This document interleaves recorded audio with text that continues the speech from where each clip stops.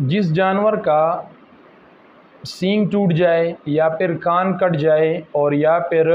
دم کٹی ہوئی ہو تو ان جانوروں کا ان قسم کے جانوروں کی قربانی کرنا جائز ہے یا نہیں ہے۔ سب سے پہلے آپ سینگ کے بارے میں ملاحظہ کریں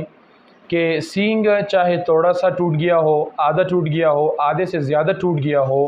تو ایسے جانور کی قربانی کرنا جائز ہے۔ لیکن اگر سینگ ٹوٹتے ٹوٹتے وہ بالکل جڑ تک پہنچ گیا ہو، یعنی کہ جڑ سے ٹوٹ گیا ہو اور اس کی وجہ سے جو زخم بن جائے اس زخم کا اثر دماغ تک پہنچ گیا ہو تو ایسے جانور کی قربانی کرنا جائز نہیں ہے۔ لیکن اگر دماغ تک نہ بھی پہنچا ہو، یعنی کہ زخم ایک بار لگ گیا اور اس کے بعد دماغ تک اثر نہیں بھی پہنچا تو ایسے جانور کی قربانی فقہا حضرات نے خلاف اولا لکھا ہے، یعنی کہ بہتر نہیں ہے۔ بہرحال آسان سی بات کہ سینگ ٹوٹ جائے تھوڑا سا، آدھا یا آدھے سے زیادہ، کہ جب تک دماغ تک اس کا اثر نہ پہنچ جائے اس وقت تک اس کی قربانی کرنا جائز ہے۔ اس کے بعد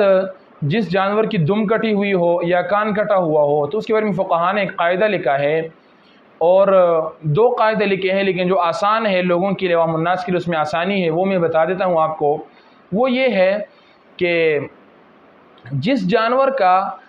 جانور کی دم یا جو کان ہے وہ آدھا یا آدھے سے زیادہ کٹا ہوا ہو تو ایسے جانور کی قربانی کرنا جائز نہیں ہے۔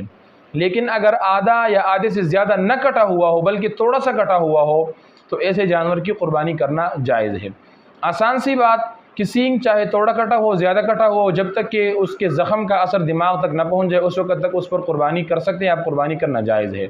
لیکن کان اور دم کے معاملے میں ایسا نہیں ہے، بلکہ جو آدھا یا آدھے سے زیادہ کٹ جائے تو ایسے جانور کی قربانی کرنا جائز نہیں ہے۔ لیکن اگر آدھا یا آدھے سے زیادہ کان یا دم نہیں کٹی ہوئی تو ایسے جانور کی قربانی آپ کر سکتے ہیں، بلا شک و شبہ جائز۔